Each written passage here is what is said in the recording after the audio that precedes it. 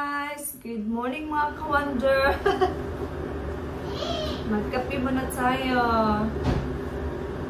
Medyo nilalamig ako today. Ulan na kasi talaga. Kahapon ulan, mahangin. Tapos na yung summer. Ay, show your slime. She's got slime.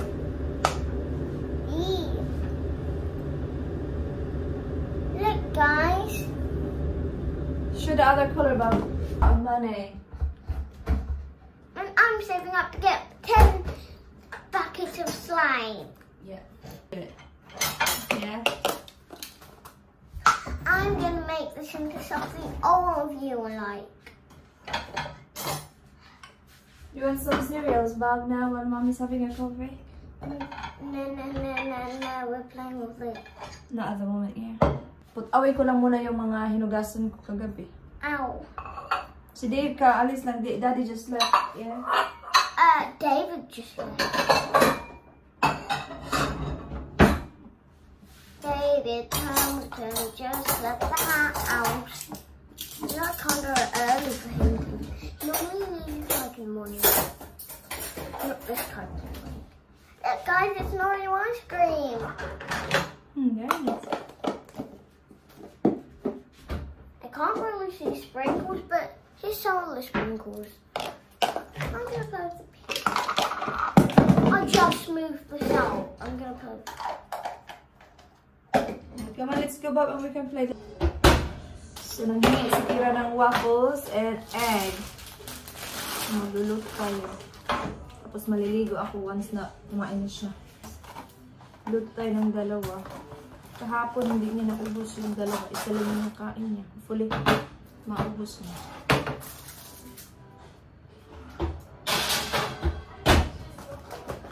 And while maghintay tayong maluto, mag-prepare tayo ng kanyang lunch at school. Ulan na talaga. Ulan na. Mag-cereal daw muna siya.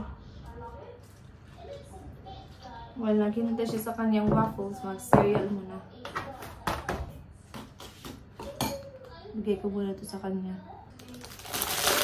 Sinabin ko siya ng ganito. Yung parang biscuit ba? Yung mga ganito. Gusto niya to. Ilagay natin siya dito sa ano. Liit na plato. Nilagyan ko din siya kahapon na ubos niya. So, ito yung lunch niya. Hindi lang to. Lagyan ko pa siya. Kulang na kulang yan. Tapos banana. Tsaka yung parang Nutella na biscuit niya. Ito. Ham. At saka mag-cut tayo ng apple. Maghugas muna tayo while hindi pa luto yung food ni Kira. Diba, may work ako today ba? Doon ba sa aking fish and chips? Pag ganito kasi maulan, walang ano ba, masyadong customer. Kahapon, work ako doon sa akong permanent job ko ba? Kahit kaya kahapon, medyo quiet. Lalo na today. Yung fish and chips kasi busy lang pala. Summertime, di ba? Sunny. Pag hindi sunny, okay lang.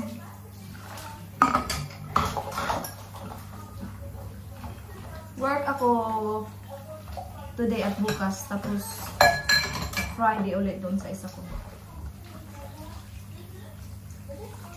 Hugas lang muna kasi sayang yung oras. Tapos pag naluto na yan, maliligo ako. Yung kape ko hindi ko naubos. Hindi ko nagustuhan yung kape. Pero tapusin natin kasi sayang. Magnanay na ng umaga. Hindi na ako nakapag-vlog kasi sinundo kami ni mother-in-law. Hinatid niya din ako pa uwi. Grabe ang hangin. Mapalit na sa hangin. Labi na ng mga gasa ka. Mapalit kayo sa hangin. Nagkut, di ba? Nagkakut nga ako kasi mahangin. Medyo malamig na talaga siya. Kasi di ba mag-October na. Ulan season na. So anyway, maglinis-linis lang muna ako dito kasi mayroon pa akong 2 hours bago ko papasok sa work. So maglinis-linis lang muna ako tapos punta na ako sa work. Linisin ko dito nilulutuan ko kanina ba. Tapos yung mga hinugasan ko, i-put away ko. So yeah, babalik ako mamaya guys. So, nagutom ako. So, magluluto tayo ng mee goreng. Ano, hindi siya healthy, pero binili ko talaga siya kasi yung bang madalian, especially pag nag-work. So, lutuin natin siya tapos kain tayo. Dito ko siya, microwave ko siya, lagay ko ng inilit na tubig. Madali kasi sa, dito ka sa ano magluto ba sa cooker. Mas easy kung microwave. Vegeta. Para siyang magic sarap ba? Nabili ko siya sa Asda, ito, Vegeta. Salad kami kagabi. Nabusog talaga ako kasi yung lunch ko sa work, tinapay lang. So, lutuin mo natin siya ng 3 minutes. Yung rice, initin ko lang. Ito yung egg kanina ni Kira kasi ayaw niya kumain ng egg yolk. Yung white lang yung kinakain niya. So, initin natin yan. Pang dagdag sa ating itlog na niluto. Okay. Alam niyo ba? Bigla akong naalala yung, well, nagluluto ako nito. Bigla akong naalala yung college days. Kasi di ba ito yung mga pangmalakasang ulam. Kasi canton, itlog, or tuyo, ganun. Mayroon akong tuyo. Yung tuyo na pinadala ng mama ko nung umuwi yung friend ko.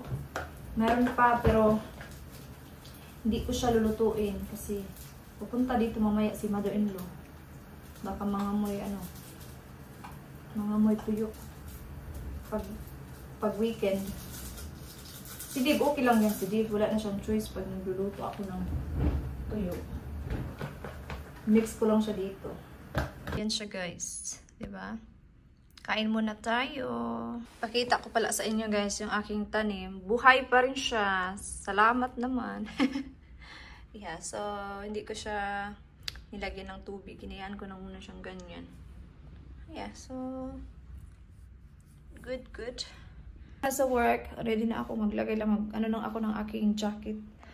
Coat. Ito yung susuotin ko lang sa work kasi hindi ko alam kung saan ko nalagay yung aking place. Yun yung sa work ko talaga yun. Iwan ko kung nasaan siya. So, yeah.